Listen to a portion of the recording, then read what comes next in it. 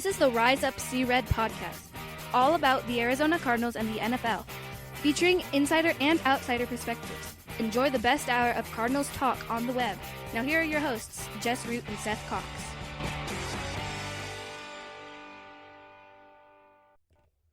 Hello, Arizona Cardinals fans, and welcome to the latest edition of the Rise Up See Red podcast, episode 278, as we are now in the NFL season. Week 1 is complete, and the Arizona Cardinals are 1-0. I'm your host, Jess Root from CardsWire.com, the USA Today NFL Wire site, covering, of course, the Arizona Cardinals. My co-host is Seth Cox from RevengeOfTheBirds.com. He runs the SB Nation site that, of course, covers the Arizona Cardinals. And Seth, we have our first week of actual NFL games. It happened. The season has begun. And it was honestly, it was kind of a weird weekend because, well, aside from the Cardinals, teams that you didn't expect to be any good at all, Redskins, Jaguars, they win. The Panthers almost win. And you get a lot. Week 1 was just weird to me. Yeah, and I mean, you and I already are forgetting it's the Washington football team now. Oh, frickin'. WFT. And yeah, I mean, it's just such a weird time, and we'll see how it kind of wraps through this, throughout the season. It's weird because in the game, you don't. I think the NFL production wise does a great job of. You're not like, oh, there's no fans there. Like it just. I mean, when you're watching it on TV, it just seems mostly normal. But overall, I think there was definitely some. I think you're seeing the lack of home field advantage, so to speak, this year.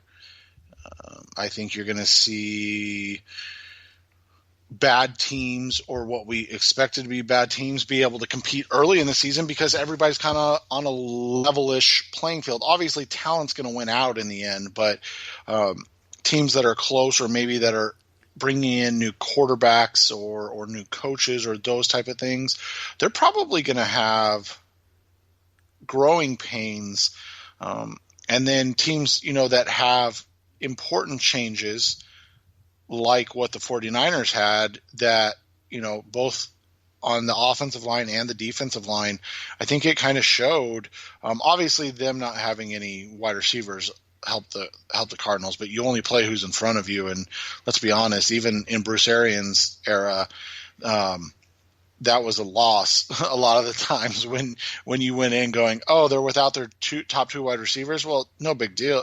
That's an easy win. And then you lose to the Patriots on Sunday Night Football to open up what is supposed to be a special season. So, and you lose to Landry Jones in 2015. Yeah. So it's just one of those situations. I think obviously the NFL as a whole, it did enough, but it also was one of those situations where there were points where you're like, this is weird, this is different. But like I said, from a TV viewership point of view, I thought it was as good as it could have been. Yeah, and I've noticed that across the board, across the major sports, baseball, basketball, and now the NFL, and now football, is the fact that the viewing experience doesn't seem to be affected because while you notice that there's no fans in the stadium, your mind isn't picking it up because of the crowd noise that they have on the tracks. And now it's not authentic or anything like that, but it gives your brain just enough of a distraction to make you to keep it from being out of the. That's going to keep it from being weird, and I'm gonna be interested in seeing, because I'll be at the stadium this weekend. The media will be able to go to the stadium. There's some lean. I'll be at the stadium this weekend for the game, and I'll see just how weird it feels, at least on the inside part. Because while they have crowd noise, it's not the same for the players. They don't come out with the same juice. But that's coming up this week. In this edition of the show, episode 278, we've got a lot to talk about because the Cardinals did win their season opener on the road against the San Francisco 49ers, 24-20. And so Seth and I are going to do in this episode, we're going to break down the good things. We're going to talk about the concerns. What surprises were there in the game? And with the win, I mean, if we're talking overreactions or the buzz the Cardinals have around the league, suddenly they have the attention of people all over, and they are potential playoff contenders. Should we see a change in our expectations? And then to wrap things up, we will talk about their matchup with this weekend against the Washington football team. The football team. The Cardinals play the football team. It's going to be so weird to see that referred to them. But anyway, let's go ahead and get started, Seth, as we talk about the win. The Cardinals get the 24-20 win. And I'll be honest, there's just a long list of things that I personally found as good things. We already knew that the Cardinals were one of the toughest opponents last season for the 49ers, but it felt like they could have won. It always felt like I always felt going into this weekend that a win was a possibility. I just never believed that it would actually happen, and there were a lot to like about what we saw from the Cardinals on Sunday, wasn't there? Yeah, and that was the big thing is I think what we wanted to see improved was improved, and then the things that we're expecting to be good or great was good enough in game one. And that's kind of, I think, to me, the key to this whole season is understanding that teams like Baltimore and Kansas City, Green Bay, New Orleans, they're going to be further along than the Arizona Cardinals, just from a standpoint where you're talking about, years in system, years in the whole, with the quarterbacks, with the coaches, all of that. And so for the Cardinals to come out and get a win where their offense played below expectations, they were still good, but I would say below expectations, was way more impressive than anything else. And that's what I take it from it, because it means that they won in different ways. I mean, we can talk about, the Ezekiel Turner kind of momentum changing pump block. We can talk about the defense getting stops, on 4th and goal and those situations. That didn't happen last year. If the offense wasn't perfect, the team didn't have a chance to win. And this year, I mean, obviously it's just game one, but there's already a change. And I think that's what was so important. For me, like I look number one, just what ailed the Cardinals last year. There are three metrics that I kind of look at from last year that they were atrocious at. Well, one, they were bad on third down on offense for much of the year. They were horrifically bad on defense on third down, and then they had really big problems in the red zone at the start of about the first half of the season offensively. And you look at the just week one, they were 50% on third down offensively. They were 100% in the red zone. And then, holy cow, even though San Francisco's offense put up yards, it wasn't a dominating performance by the Cardinals defense, but they held them to 2 of 11 on third down, which means they got off the field and 0 for 2 on fourth down. And if there's anything that you can hang your hat on, it's kind of those metrics. And coaches look at those, especially Vance Joseph. You can win first and second down, and that's part of the problem before last year. They weren't even more in that, but they would give up third down after third down after third down. They never got off the field.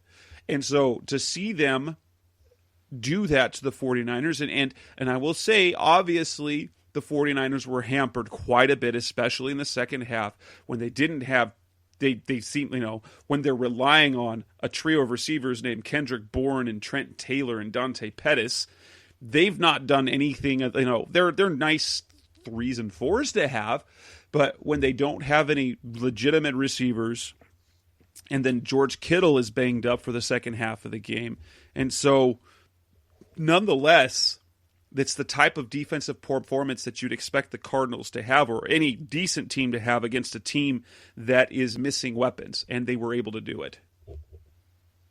Yeah, and that's something, again, we've talked about.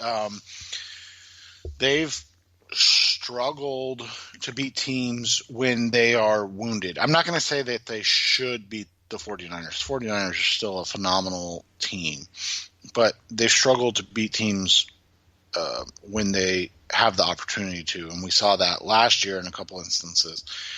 And one of the things that you hit on that's so important is the defense last year in 3 games gave up game-winning drives, meaning that the offense gave the ball back to the defense with a lead and said, you guys have to finish this, and they failed. Every and that's single time. Yeah, and that's what I kind of talked about after the game is there's a lot of stuff that needs to be cleaned up still. A lot. And that's, again, it's game 1. It's the first game for them at all against another team. Really the first live action all season. And so all of that is fine. But the fact that what you and I would assume most fans looked at as the biggest issue coming in was, could they finish? And they finished in game 1. Think about that. That was the scenario. That was the worst case scenario, wasn't it? The offense goes down, scores, gives the ball back with 5 minutes to go. That's too much time. That's all you're thinking. And then they convert on that 3rd down, and you go, here we go again. It just felt like deja vu. Right. And so for Patrick to recover and make a play on the ball, that was a play he quit on last year. It just flat out is. We saw that same play to Dante Pettis, and he literally quit on it. To see, Byron Murphy, who had not played well for, 2 or 3 quarters in the game, come back and make 2 plays in a row to basically, to end the game was incredible. And so those are the things, those are the little things that take you from a 5-win team. And it's definitely overreaction Monday, or Tuesday. So I want people to understand that Jess and I are not saying, oh, this is a playoff team. This is an NFC, contender now. No, that's not what we're saying. But what we are saying is now they are legitimately, you can talk about being or having a chance to compete in the NFC West, because you've already got 1 win under your belt. You've already got a win matching your total from last season, beating your total from, or I guess they beat the 49ers twice, but matching your total from last season. You're in undoubtedly the best division in the NFL, and you're 1-0 in the division. Obviously they are in first place. Right. They're in first place because they're 1-0 and they have a division win. So that puts them first place, Cardinals. And so that's, all of that matters, especially when you're a young team that has not won, when you're being led by a coach that, for all intents and purposes, has not won in his career. So to see that all kind of happen, I think it was the right first step, because the things that we would be lamenting, and we'll talk about them, but the things we would be lamenting in a loss would be much more difficult to deal with, I think, at this point. A couple other things that to me stood out that I was thrilled about, and I talked about this last year over the course of the season, is it felt, especially at the beginning of Kyler Murray's career, that whether it was him or Cliff, it felt like he was purposely handcuffing himself or being handcuffed in the running game. Like they were actively trying to not run. I wanted to see him use his legs more often, and it was what he did against the 49ers was so stunningly good in the running game because it's what makes him so dangerous. Now, he wasn't dynamic in the passing, and I will say this, that the 49ers secondary is highly underrated. They've got Richard Sherman, but their defensive backfield, for what they do, especially when they build up front, they do have they have defensive backs that fit their system quite well, and they were, as we saw last year, they were so good against the pass overall. And so the fact that he didn't put up eye-popping passing numbers, but I was so happy to see him when he didn't see his reads wide away, or a running lane opened up, he didn't hesitate. He went and he used his speed. He used his legs, and that's the kind of thing I think I want. I think he has the potential. I'm not saying Lamar Jackson type numbers, but he should be the type of runner that he is. He should have more than the 544 rushing yards that he had last year. He could threaten, like, if everything offensive, like, okay, we're going overreaction Tuesday here, but 4,000 yards passing and 1,000 yards rushing, I could see a world where that's possible with Kyler Murray. Yeah, and that's the thing. I mean, when you're averaging 7 yards a carry, and that includes kneel downs. I mean, when you're averaging 7 yards a carry, that's really important to your team, because basically what it means is if you're running the ball, you're getting yourself in first downs or, third and manageable situations likely. And so that is a key thing, and that's what Lamar does so well, better than anybody else, maybe in NFL history at the quarterback position, I would venture to guess, is that he picks his spots.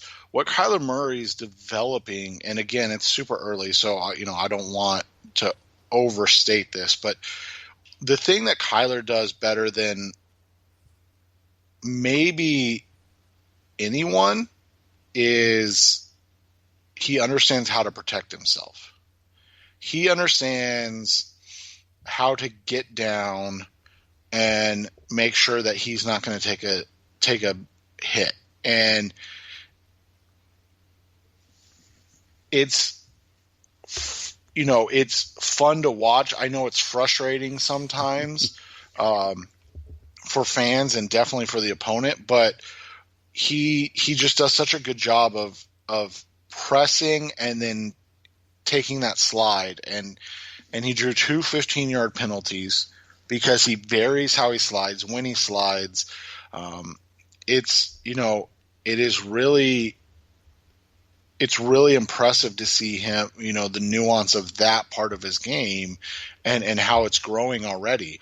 So that was one thing. You talked a little bit about the passing game.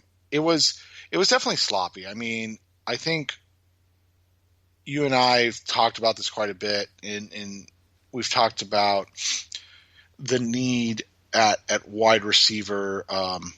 Obviously, the addition of DeAndre Hopkins was really the difference in the game itself, because you've got what – I don't want to say this is what you can expect from Larry Fitzgerald now, because I think that sells him short of what he does. But you got probably close to what you're going to get out of Larry in most games, where you're talking, only 34 yards. He might get a couple more yards, but he's really at this point kind of a fullback, H-back tight end position. He's not a guy that's going to stretch the field, especially like Jess said, against a really solid secondary. That the thing that the 49ers do better than any other team is tackle. They tackle so well. And so, I thought that made a huge difference, obviously having DeAndre, forcing him the ball, and then him, it goes to show kind of what we talked about with that alpha receiver and why it was so important for this team to get one, because I mean, he was an alpha on Sunday. He was the guy that created opportunities for the offense, and that was, a huge break for this team, and the reason that they were able to win the game. Yeah, I don't think you can be anything other than giddy when you see just how incredibly productive Hopkins was, because, well, one, it took away any of the possibility, the chemistry between Murray and Hopkins. I never really worried about that, and after that performance, you have to go, yeah, no, that's not going to be a problem at all, because big-time players find big-time players. Hopkins is, he is almost giddy about being in this offense, and I think he was so excited about this being on the Cardinals and in this system because he would have so many opportunities. And you look at it from an outside and you say, there's a lot of, he hardly had to do, let's be honest, the route tree that he ran, he hardly had to do anything. It was a lot of easy passes that he caught. And so his job is a lot easier, but the way he dominated, and he's not going to do that every game. And what thrills me about this, because Cliff's really good about this, about game planning, is that sort of just eye-popping performance, career high in his first game with the Cardinals, means that, guess what other teams are going to... They already were game planning for Hopkins, but now they're going to try and do things to minimize him. That's only going to make opportunities for other players like Fitz, like Dan Arnold, like Christian Kirk and his one catch for 0 yards. That was a little concerning, but I there were just too many good things about, and it was far from a perfect game. I mean, I do have concerns, but the positives were so overwhelmingly positive, especially with the fact that the defense. And here's the stat: the Cardinals broke up 4 passes the entire game. Now, part of that is because they had threw a lot of passes to the running backs, and so they weren't to play to make plays. But they broke up 3 of those passes in the final drive, in the final 2 plays. I am just, you guys, you already know I am uber positive when it comes to things. I am just so stoked about what this team it can be, and how they did against, which was their, honestly, it's the tone setter game of the season, because they have a kind of, we're going to talk about expectations, but early in the season you wanted to see, hopefully they didn't get their pants beat off, or they were completely out physical, but then because you worry about the games coming up on the schedule, and with that win you're like, this team could beat anyone. Well, and I think you definitely got worried at the beginning of the game. Yes. I mean, you talk about they were unable to sustain a drive. They punt. Isaiah Simmons has 2 in 3 plays. Isaiah Simmons looks like he has never played against any NFL competition in his life. And you're down 7-0, and then you can't sustain a drive again, and it's like, oh no. Like, you felt like it was about to get blown open, and down 14-0, that was going to be an issue, and then all of a sudden you just started creeping back in, and that's what this team needs to do. Is they've got the talent, like you said, to hang with people. They've got to find a way to win, and I think that's the biggest thing you take away from this game, is that you start to develop a winning culture and a winning identity. And I know those are kind of cliche things, but it's something that this team has never had. I mean, except for 2 years in Ken Wesson era and 3 years in Bruce Arians era. I mean, you literally, that's it. I mean, you've got a one over 500 season outside of those 5 in Arizona history. And so this isn't a franchise that's won. It's not a franchise that has sustained success. And so sometimes that is just, it's as simple as you go, that's what they need. They need to find a way to win despite the mistakes early, despite the concerning play from a guy like Christian Kirk. Maybe, not running the ball as well as we had hoped, but again, facing a really, really good front seven of the 49ers. But I think you also have to look at the positives of after the Mostert touchdown until the Tevin Coleman touchdown, man, those linebackers are a lot more athletic this year. Yes. Devondre Campbell makes a huge difference. I guess you and I can talk about this now. In training camp, we had discussed the fact that Devondre Campbell and Jordan Hicks were never going to come off the field. They love those two guys. They love a hopefully healthy Jalen Thompson and Budda Baker. Those are four guys that will never leave the field. Meanwhile, you've got, and not because of anything other than, again, first game stuff, but you've got Chandler Jones, only played 55 of 62, defensive snaps. You've got Byron Murphy not playing all 62 snaps. Dre Kirkpatrick played 30% of the snaps. Yeah, he only played 20, but that was simply a product of the fact that San Francisco never goes with three wide.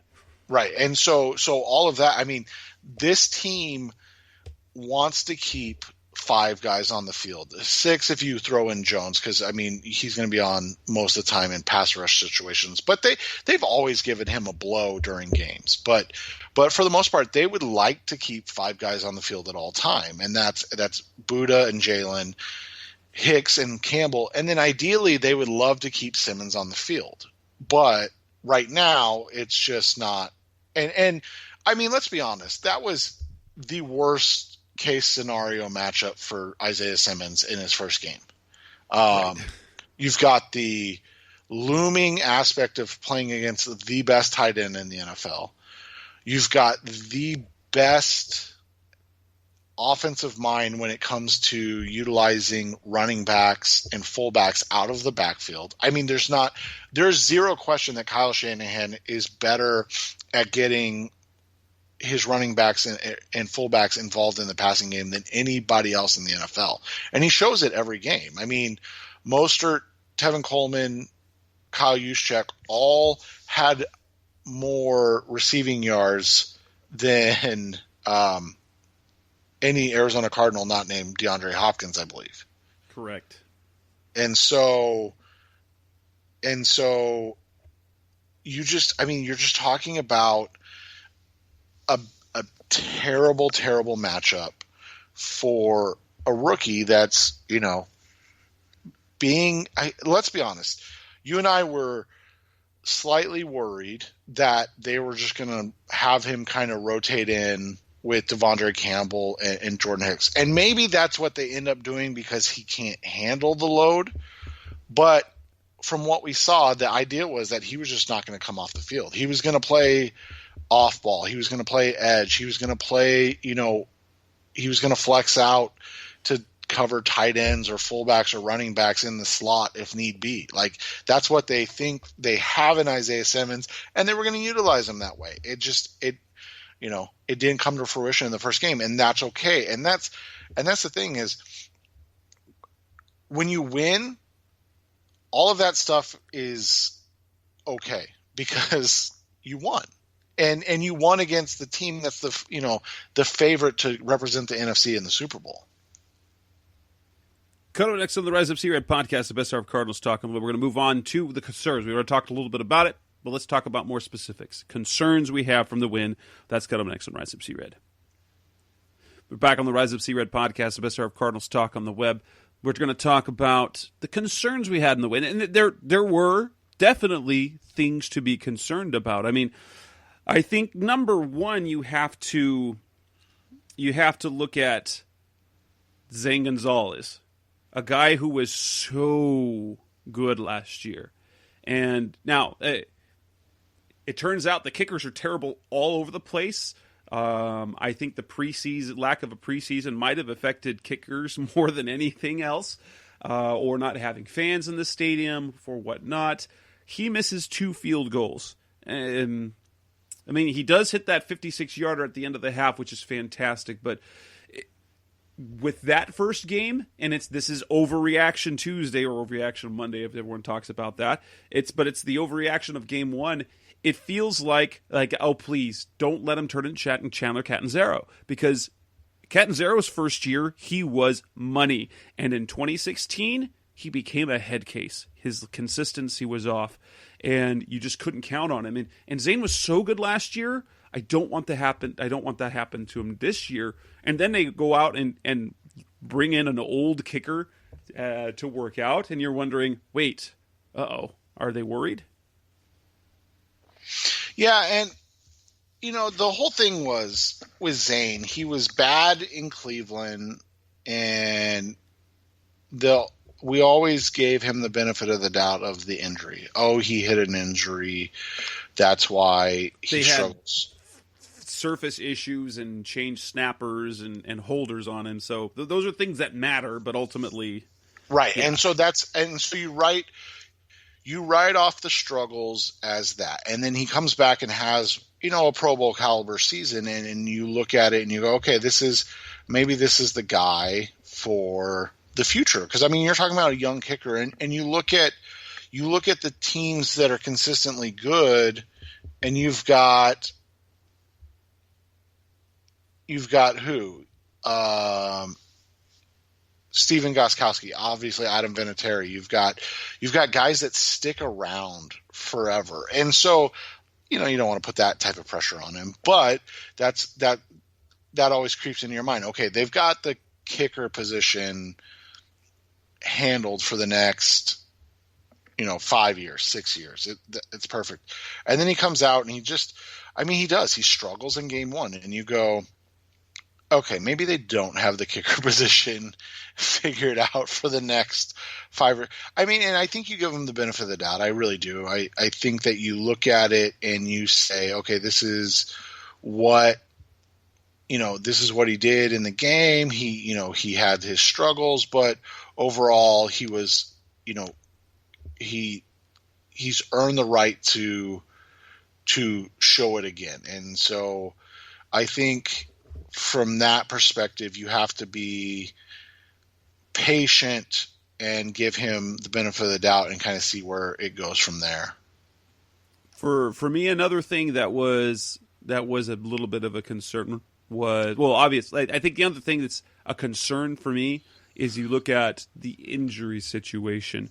Luckily, the Cardinals, I believe, have really good depth at center. So Mason Cole going out, you didn't notice a downgrade to Lamont Gilliard, and he's a guy that we felt could be a really nice pick when he selected out of the 5th round. He is super competitive, he's super physical, and he's got a nasty streak to him. I mean, I didn't notice any mistakes from him during the game. But then Jalen Thompson's injury, I'm worried, especially since they're going to count on him, how that affects things because of his. And here's the thing. This is where things change. The one thing that they love about Jalen Thompson is his tackling ability. If Jalen Thompson doesn't get hurt, I don't think Raheem Mostert goes for that 76-yard play. I think Jalen turns that into a 15-yard gain. And without him, it changes the dynamic. Now, we'll have to see about Deontay Thompson. He had a good camp. They're high on him. He's super physical as well.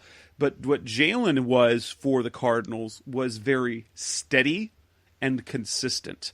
I'm a little bit worried about that moving forward because, now you're testing the depth. You didn't feel that they had a lot of depth at safety. You have some players back there who can play, but I don't think it's going to be the level of consistency. No, and I would agree with that. And, I'm interested in what they have in Deontay Thompson. We wanted to, discuss that just a little bit, that he was inactive. And so this isn't they don't like, or that they didn't like him type of thing. This is more for this game. they didn't have him active. So Chris Banjo was your flex safety that came in and would play, either of the positions, whether it was free or strong, to, God forbid if one of the guys went out. And so I think, we need to understand this wasn't a reflection on Deontay, the safety, as much as it is that Deontay doesn't play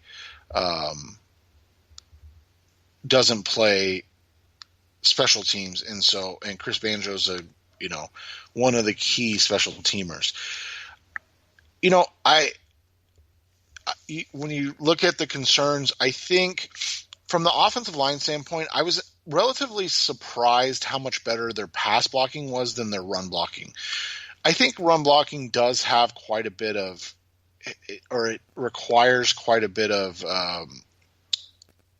consistency. So you have to, it's something that you have to do quite a bit, and you have to know the guy next to you really, really well. But it was really just Kelvin Beachum that's, new. So you felt like that they would be a little create more lanes for Kenyon Drake. Again, you have to factor in the Kyler rushing, but I think there was only 2 or 3 designed runs for Kyler. Not a lot, but some of them were scrambles. And so that's, I think, something that you have to kind of look at and go, okay, I don't want to call it a concern, but and again, the 49ers defense is phenomenal. And that was something that, Kyle Posey of Niners Nation had said to me in our group text message. I just kind of asked him, what's the feeling with DeForest Buckner gone? And he said their run defense will be fine. They're going to suffer on the pass rush. And I think we saw that in game 1. And so maybe being confident or overly confident in what you saw from the pass protection in game 1 might be overzealous, but then maybe being too concerned about the run defense or run blocking in game 1 might be too overzealous. But when you look at it, those are things that you want to see continue in terms of pass block, but you want to see cleaned up in terms of run blocking. Two other things of concern for me. Well, one, it would be the complete lack of production from Christian Kirk. They tried to get him. They tried to give him a couple of opportunities down the field. On one, they got away with a play where he probably should have been flagged. Kyler just couldn't connect with him. But it was just the DeAndre Hopkins show. And then aside from Kirk, you look at, for me, you want to see better rhythm offensively earlier. And Cliff likes to take the blame on himself, and maybe he's the one who you should take the blame for, because as good as they were at running the ball last year, he really went out of his way to try to use the passing game early on. It was like he got into the same bad habits that he was in last year, and then things started falling into place. And then if they'd gotten down another score, I think it would have been frantic again. But he got the running game going. I wasn't too concerned about the running game. If you look at this, the running back plays, I mean, you got 60 yards from Ken, you got 26 from Chase, and so you got 86 yards. It's not great, but against a stout defensive front, and a team that knew well, and plus Kenya didn't have as many reps in the preseason, and a 49ers team that knew what Drake could do. That was a factor as well. And so I don't like the fact that it seems that too often the Cardinals, especially offensively, come out jittery or flat. Yeah, and that's the thing, is you look at it and you would expect in the second year that they would be a little more, and like I said, that was my concern, was more that there wasn't enough newness for it to look that there was some sloppiness to it. I think you would agree with that. Like yes. there was general sloppiness that will get cleaned up with reps, but it was a bit surprising to see. I do think watching Kansas City on Thursday night, and I watched Baltimore and Green Bay in the morning, is probably not the best thing to do, because you're talking about, offenses that have MVPs. Green Bay's got a soon-to-be Hall of Fame quarterback whenever he decides to hang it up. And so maybe for me, my expectations were slightly too high due to the fact that I assumed that they would kind of pick up where they left off at the height last year, as opposed to being realistic and saying, hey, it's game one against a top 5 defense in the NFL. And that's a top 5 defense. They weren't missing anybody that mattered on defense. So they had their defense, and you came out and you were able to establish, a good enough running game, a good enough passing game, move the ball enough, score 24 points, and come away with a road victory in week 1. So sometimes you need to step back and go, expectations for terms of crispness and flow of the offense may not have been there, but it was better than the result both of us predicted. So at the same time, what do we know?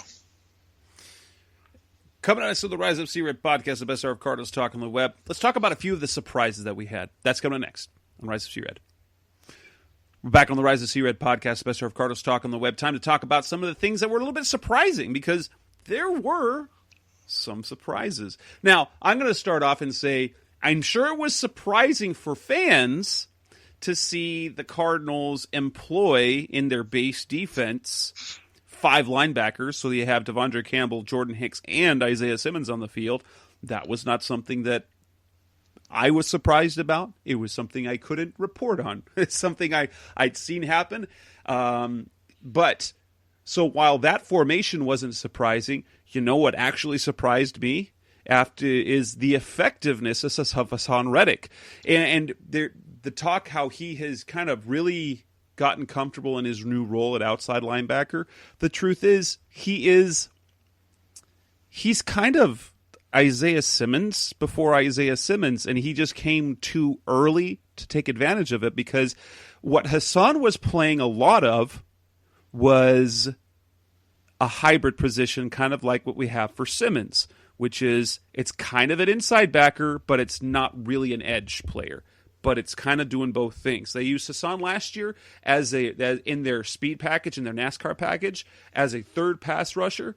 And Hassan did a little bit of everything. He wasn't great, but you saw this. So if only Vance Joseph had put him in a role like this before, maybe he wouldn't be a bust today.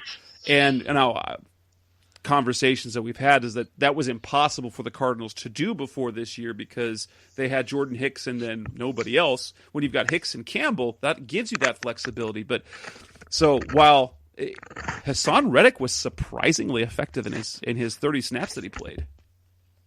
Yeah, I thought Reddick's role and ability was important.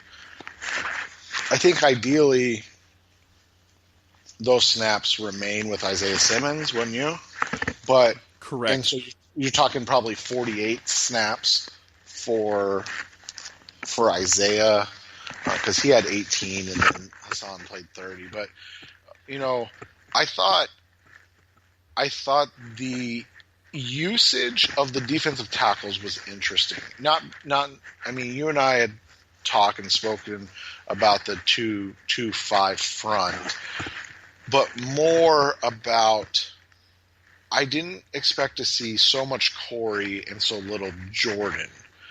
Now, and this is nothing that we have insight on. I don't want anybody to think I'm making a declaration or talking out of school. What I'm saying is, I do wonder if the fact that Corey is a 34-year-old veteran with 2 torn Achilles in his history, he knows the effort and off-season workout that is needed to be ready, where Jordan has been described as a bit immature in his career.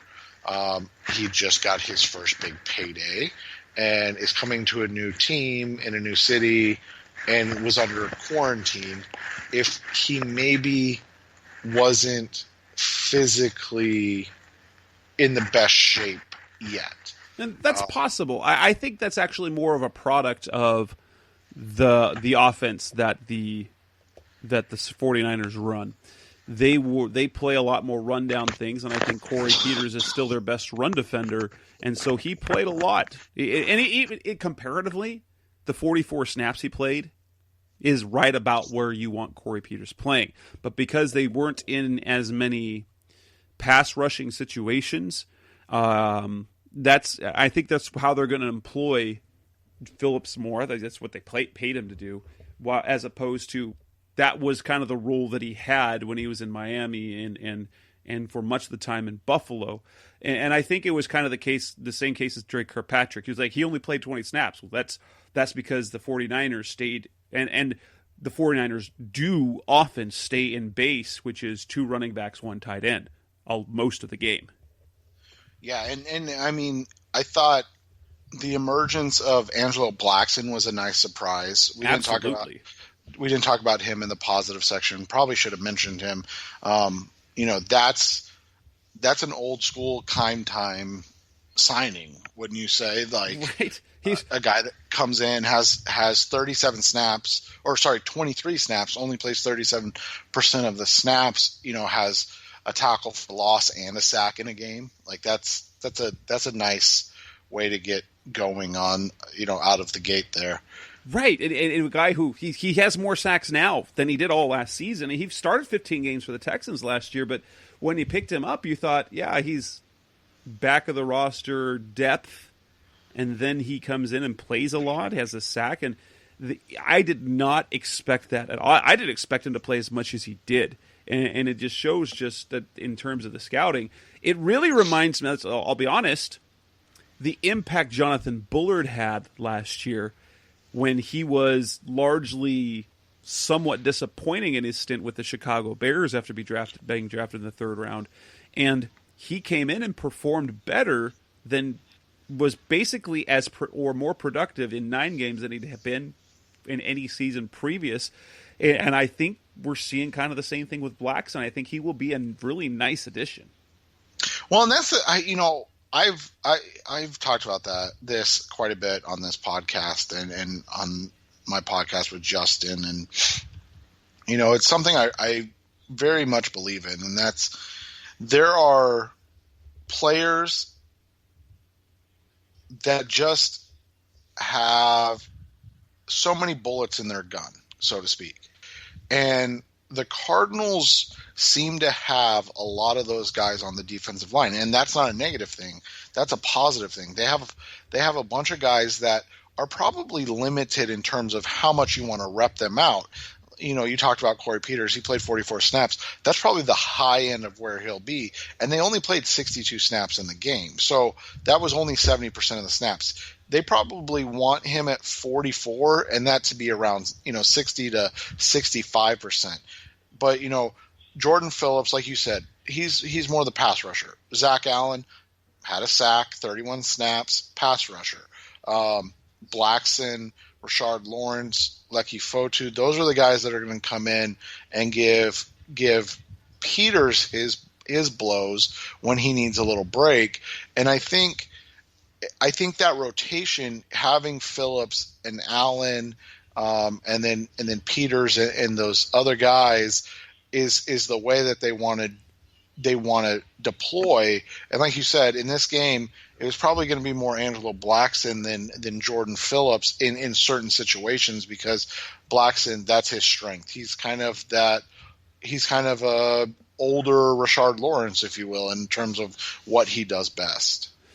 The final surprise for me was came actually before the game, and that was when the actives came out, and it was Chris Streveler who was active over Brett Hundley.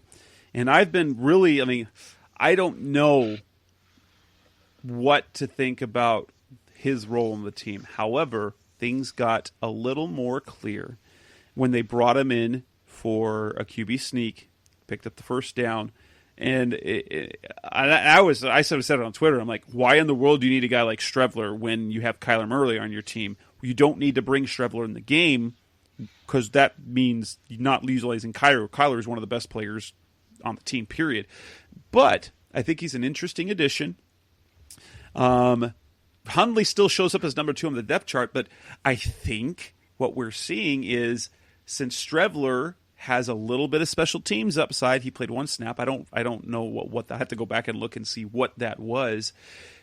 He's going to be your game day active quarterback. It's kind of like the Chris Banjo thing. And the same thing with DJ Foster over Eno Benjamin is that the guy that can play special teams and come in and have a specific role at his natural position is the guy that they're going to go with on game days. And it's kind of interesting to see. And although, once again, we see Cliff saying he's not a slash guy, Chris Streveler is not Taysom Hill, and I think we need to make that clear. Chris Streveler is not Taysom Hill, though I do think he will probably be the QB sneak guy, because if there's one thing Kyler doesn't like, it's contact. He does not want to get hit, and so a true QB sneak is not going to be his cup of tea. I think Streveler, who's 6'4", 215, he's going to be that guy who's much more physical because he's a physical runner. He will be the guy that bring in for that, and maybe for a trick play or two with his arm.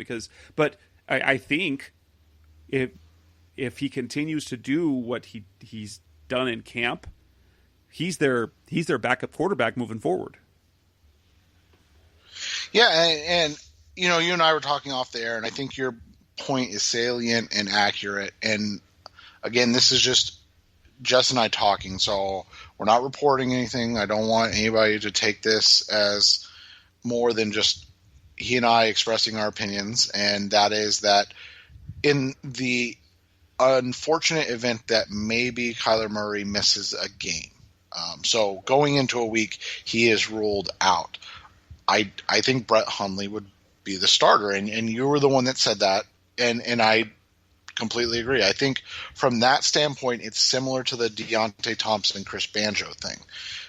Deontay Thompson would play if you need a safety over Chris Banjo, but on game days, you're not planning on two safeties getting hurt. So you keep your more versatile or I guess versatile is the best way to, guys available. In this case, that's Chris Streveler. He's a guy that can come in. He's faster than Brett. He's bigger than Kyler. He's obviously going to be a physical kind of runner up the middle in those situations. And he's a guy that you can have, Chris and Kyler can be on the field together. They were on the field for that play together. Kyler was flexed out. And so it's just, that's what happens. You have a guy in Brett that is a pure quarterback, and I know Cliff is saying Streveler's a quarterback. That's what he is, but let's be honest, they're not utilizing him in that way at this point. So, God forbid it comes to fruition. I think you and I believe that Brett would be the starter, and Chris would maintain his role as kind of the backup guy, the guy that can come in for a play or two for specific packaging and stuff of that nature. Coming next on the Rise of C-Red podcast, the best hour of Cardinals talk on the web, we're going to spend a little bit of time in talking about whether or not we need to change our expectations for the team. That's coming next on Rise of C-Red. We're back on the Rise of C-Red podcast, the best hour of Cardinals talk on the web. Cardinals expectations. Now they're 1-0. What now should we think? I mean, we kind of did this for the Cardinals about mid-season. They started out 0-3-1, but then they rattled off 3 wins in a row. Then they started losing again, and then ultimately they won kind of the amount of the games with 5 wins that we hoped they would be at. It wasn't quite as many, but the 5 was kind of the mark we were hoping for. But now, this was a game that we felt was probably a loss. It was one that we both penciled in as a loss when we did predictions. So now they're ahead of their pace. And the way that they did it, the fact that they picked out a win, and they did so even with mistakes. So let's put it quite frankly. They had a 4-point win in a game where they made some glaring mistakes. They had 2 missed field goals, and they had a blown coverage that led to another touchdown late in the game. And then you had the really bad look for Isaiah Simmons, and it viably should have been a much less close game. So moving ahead now, the Cardinals have, let's face it, the next 4 games on the schedule look quite winnable. You've got, now granted, the Washington football, we're going to talk about that in the next segment, but the Washington's team is very physical up front, but they were playing an Eagles team that was decimated on the offensive line by injury. And so, but Washington didn't look good coming into the season. We felt that that's a game the Cardinals should win. The Panthers look like a team that's not that was they look similar to last year's Cardinals, that they've got some talent, but they've got some issues that need to be ironed out first. And the Lions, you never, like with Matthew Stafford back, you never look at as a good team. So we could, and then you got the Jets, and the Jets are the Jets. We could, it does not seem too crazy that with a win like this, that the Cardinals should be or could be 5-0 heading into their Monday night game against Dallas. And that's crazy, but and it's almost that win almost raises that level of expectation. So they win this week, and you're like, okay, so they've got a good win against a good team. They've beaten a team they should beat. 4 or 5 wins in the first 5 games kind of feels like not expecting too much right now. Yeah, and that's kind of what you're hoping for, is that you just continue to see growth, and that this team can play from a position of strength. And it's not something that we've seen and or experienced as Arizona Cardinals fans in the last 3 years. And we have covered it on our sites, but they come into this matchup with the Washington football team as a favorite, and not just a heavy favorite. The same, they're given they're giving away 6.5 points which is the line for ultimately ended up being against the 49ers, but in the 49ers' favor. And so that's the thing. The next 5 games are going to define and kind of give us an idea of, is this team really a contender, or are they a team that caught the 49ers in a bad situation on without a lot of their, quote unquote top talent? Was that a fluke win? Are they, and I'm not saying they are, but are they similar to Jacksonville in that they pulled off an upset nobody expected? And so it starts this week. I mean, we'll get into the nitty gritty, but it's when you're talking about a team that has not won consistently in Washington, and they have a new head coach, and they have, they've got a lot of talent on that defense. You're looking at it as a game that the Arizona Cardinals are favored in, and they should win. You're looking at, the follow-up game as a game that the Arizona Cardinals should win. And the reality is, we haven't had those expectations for a couple of seasons now. And a lot of it just came down to this team lacked talent. Now that's not an excuse. It's not something that, that you can put out there as, they just don't have enough talent to compete. Well, no, they showed that they have talent and then some to compete. Now it's just time to compete. And so that's what the question becomes is, will this team compete? Absolutely. You're completely on point with that. I look back, that this sort of win is promising, but they've got to build on it, and they've got to look good doing it too, because, I've been covering the team long enough that I remember 2012, and they win 4 in a row, and they talk about being special, and then all hell breaks loose, and they lose 11 out of their last 12 games. Right. And there were other circumstances. Kevin Cobb got hurt. John Skelton was terrible. They didn't have Levi Brown that year. It was just a mess. It was a mess. And so, but this year, I think now we should raise expectations. Okay, they win on the road in the division. Now you're saying, okay, now I believe in you. Now do it again and beat a physical Washington team. And then you're like, okay, do it again. But I think now we sort of enter this next phase after this 2-game homestand and the overall schedule. We expect them to be. We don't think, well, maybe we'll win. It's like, yeah, these are games they should win, and hopefully they can keep up with those expectations. As that's every Arizona. Here's the thing about Arizona sports is that every team that has expectations placed on them falters. That's what we've seen consistently over time as Arizona sports fans, is like anytime an ounce of expectation is placed on the team, they struggle. And that's what we want to turn around starting this week. Yeah, and that's kind of the key to this season, isn't it? We talked about it when we gave our previews and when we gave our predictions that we weren't expecting playoffs. We were expecting to be competing in week 15 and potentially 16 and 17 for a playoff berth.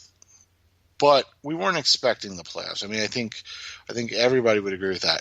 If you start off, let's just say 5-0. Let's just shoot the moon and say they're 5-0 going into Monday Night Football in Dallas. If you start off 5-0, your expectations have completely morphed into something way more than let's fight for a playoff. Now all of a sudden you're saying, let's win a division. Let's be one of the top teams in the NFC, especially in the powerhouse NFC West. And that's how, with each week, that's how expectations will morph and change and shift. And so I think that's what really how you look at it. So, you won a game that you weren't expected to win. That happens. You look at Jacksonville, you look at the football team they're going to play this week in Washington. Neither of those teams were expected or thought they would win. Now all of a sudden they did. You want to separate yourself this week and say, our win wasn't a fluke. My team isn't a fluke.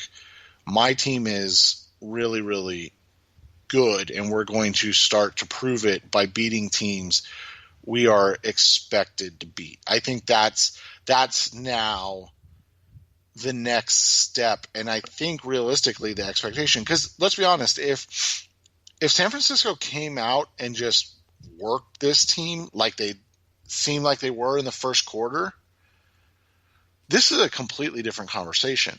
Right. We're talking about a team. We want to see if they can rebound. Washington's coming off a huge division win. Was that a fluke, or are they for real? And is Arizona, destined to start 0-2 again? Those are the conversations we're having. Instead, we're saying, show that you belong. Show that you belong in the. We're not going to.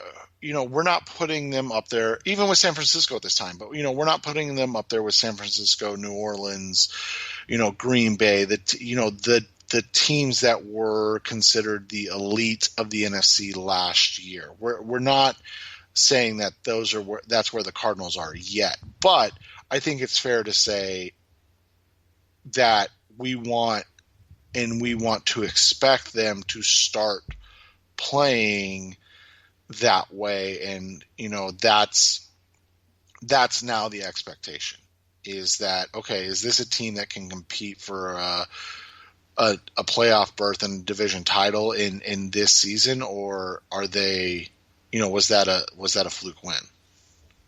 Coming up next on the Rise Up Sea Red podcast, the best hour of Cardinals talk on the web. We're going to wrap it up. We're going to talk about the Washington football team and the matchup that they have coming up this weekend. That's coming up next on Rise Up Sea Red. We're back on the Rise Up Sea Red podcast, the best hour of Cardinals talk on the web. Let's talk Washington, a team that managed to win 27-7. They fell behind 17-0 to the Philadelphia Eagles and then rattled off 27 straight points and managed to do it on 241 total yards of offense. They did sack Carson Wentz 8 times, and that's something that's going to be a little concerning, but they do have an incredibly talented front four. I was talking to my son, Diego, he's a big football fan too, and we're kind of comparing. It's like, I would say that the front seven of the 49ers is superior to the front seven of Washington, but there might not be a better front four than Washington's because of granted, they've got Chase Young, and they got Montez Sweat starting at the edge, and then they get Ryan Kerrigan off the bench. Those are 3 really good pass rushers. You've got Deron Payne in the middle.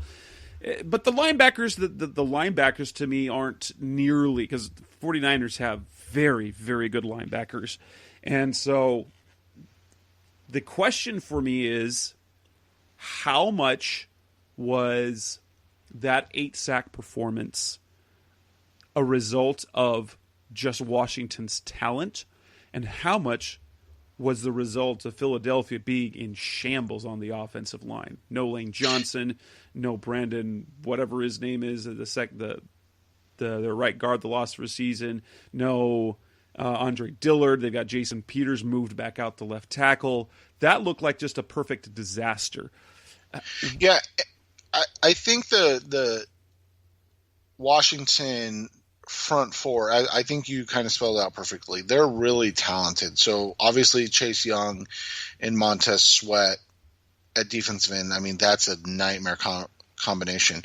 I think, and you mentioned Deron Payne, who's a really nice kind of interior guy. I think similar to Jordan Phillips. He's not quite as big as Jordan, but 6'3", 220. He's not like he's a small man by any means. But the guy that you kind of left out, and a guy that has really produced well in his career and has become kind of a really nice player in this league, is Matt Ioannidis. And he's another kind of interior guy, 6'3", 210. He had 1.5 sacks. The last so after his rookie year in 2016, the last 4 seasons, so including this one, he had 4.5 in the second year, 7.5, and then he had 8.5 sacks, and he's already got 1.5 this year. Like, from an interior guy that's 6'3" and 310, those are massive numbers. The other thing that they did, and that Carson Wentz is prone to do, and let's be fair, so is Kyler in his young career, is turn the ball over. They forced 3 turnovers in the game. They didn't turn the ball over once. So when you look at those things, their offense is, I think, paltry is a fair way to put it. They don't strike fear into you. Terry McLaurin is a phenomenal wide receiver. It's nice to say that he'd be a number 2 on the Cardinals because they have DeAndre Hopkins. But, I mean, he'd be their number 2 receiver with a bullet on the Cardinals right now. He's a fantastic young player. Their running game is kind of hit and miss. Peyton Barber was awful. But he scored 2 touchdowns, so you fantasy people probably loved his performance. But 17 carries, only 29 yards, less than 2 yards a carry, but he had 2 touchdowns. Antonio Gibson's a really interesting guy, and this is the guy that I worry about in the game more than anybody else, because Terry McLaurin's going to get his. The rest of their wide receivers are just, I mean, Steven Sims, I honestly don't know who that is, if I'm being completely honest with you. He had nice numbers, three catches, 50 yards. former Arizona Cardinal great Logan Thomas is their tight end. Dontrell Inman, he's a big, tall guy. That's what I would say about him. But Antonio Gibson, the rookie, you and I highlighted him in our draft previews. We loved Antonio Gibson's fit in this offense. We loved his hybrid-like ability to be a David Johnson type playmaker. And while they're not, Scott Turner is not Kyle Shanahan, Antonio Gibson is extremely talented as a runner and pass catcher. So he is going to be, to me, the biggest concern for this Sunday. A guy that can run the ball, a guy that can catch the ball in the backfield. Is Isaiah Simmons up to the test this week? Will it be more Hassan Reddick again? That's something to watch. I'm interested to see how they cover McLaren. This isn't San Francisco with Dante Pettis and Kendrick Bourne. McLaren is a legitimate wide receiver one. He's a silky smooth guy. He's the type of guy that in the past has given Patrick Peterson trouble. So I'm interested to see kind of how the Cardinals deploy their cornerbacks this week and what they do. The Cardinals also have to create turnovers. That's something that this team needs to be able to do consistently is force turnovers against their opponent. They didn't do a great job of that in San Francisco. Outside of the Kyler Murray interception, they didn't really turn the ball over themselves, so it was nearly a moot point. But, despite not having a lot of names along their offensive line, the Washington football team, it's so stupid, man. They only gave up 3 sacks. So you look at those things, you kind of put those all into context. I think the strengths of the Cardinals match up well with the strengths of the Washington football team. I think the Cardinals' ability to get rid of the ball quickly on offense can help negate the pass rush at times, like what we saw in San Francisco. I think the Cardinals are going to have a better time. I won't say easier. We'll have a better time running the ball with Kenyon Drake, and then, as Jess has kind of astutely pointed out, Kyler Murray being deployed slightly more this week in the run game, like he was in San Francisco. And then on defense, you're talking about a offense that, Jess pointed out, they're 30th in yards. They are 28th in first downs, 28th in passing yards, 30th in net yards per attempt passing. They are 31st in yards per attempt rushing. They are 26th in average time per drive and 27th in average play per drive and 28th in average yards per drive. This is just not. It looked like a 28. Like the numbers wise, it looked like a 2018 Cardinals game that had a good defense. Yeah, and I didn't want to go there, but that was basically my comparison. Is like the offense was very similar to what we saw under Mike McCoy. It was, don't screw it up, Dwayne, let the defense work. And let's be honest, we've seen a lot of Ron Rivera's successful teams, especially against Arizona. That's the other thing that worries me, is they have done a good job Ron Rivera, not the Washington football team, but Ron Rivera teams have consistently played the Arizona Cardinals tough. They've consistently beat the Arizona Cardinals when the expectation was that the Cardinals would win. And that is something that does concern me slightly, is that Ron Rivera, more Bruce Arians, but he did show up Cliff Kingsbury last year in their early season matchup, is that Ron Rivera is a very, very good defensive-minded coach that can game plan for anybody, and that's my concern. That being said, week 1 is a lot different than week 2 in the NFL. Week 1, you're game planning the entire offseason. Week 2, you've done some work, but for the most part, you have 5 to 6 days to implement your entire game plan. So that's the slight difference, I think. For me, it just comes down to, can the Arizona Cardinals not turn the ball over? I know that sounds super simple. I know it does.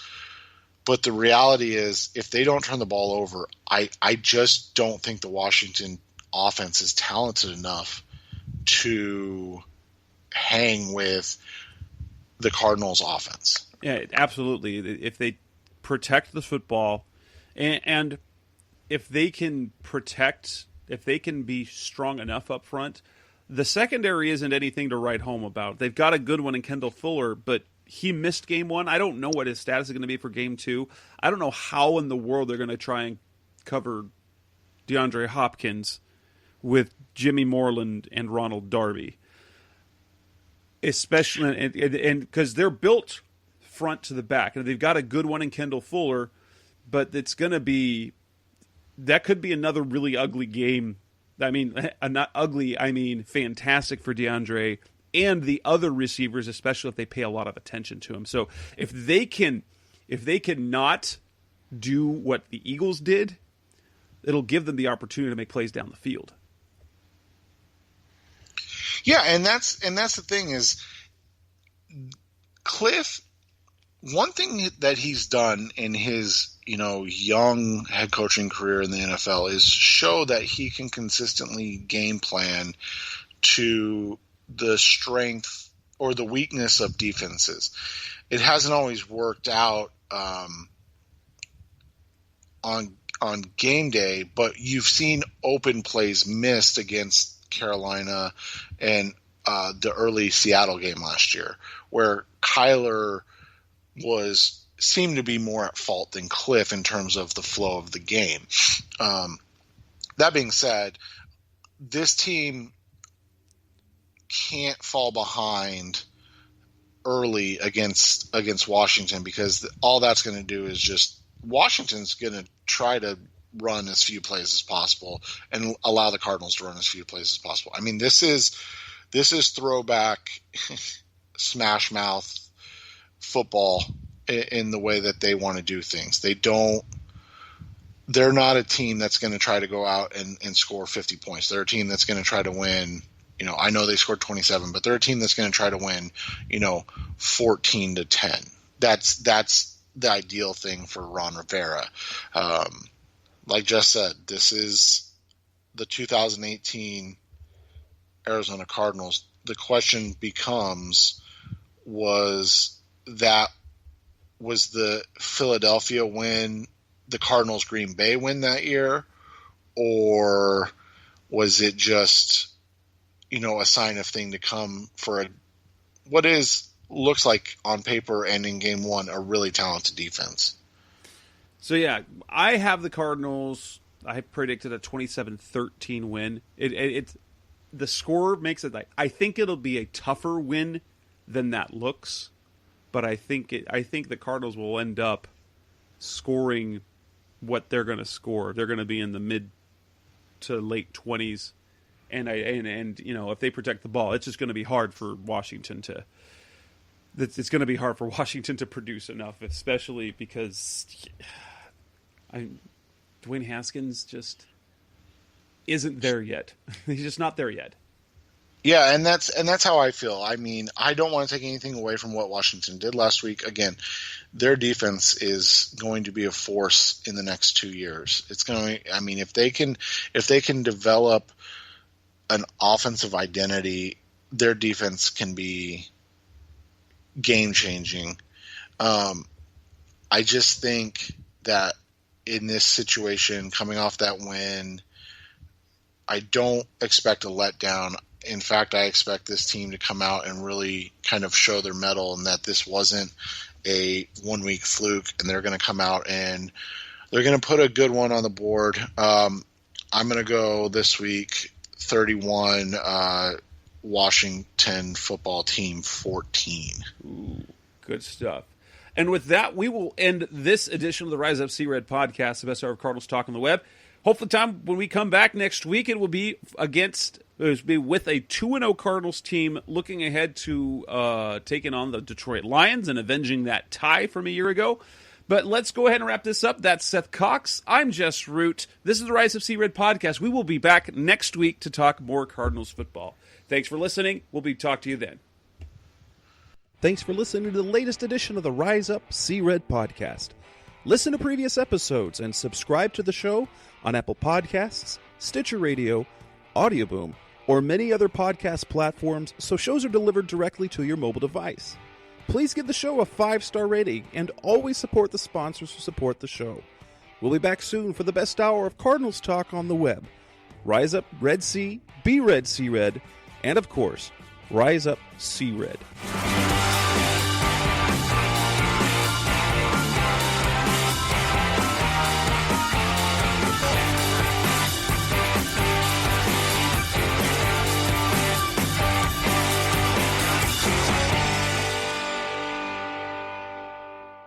Run!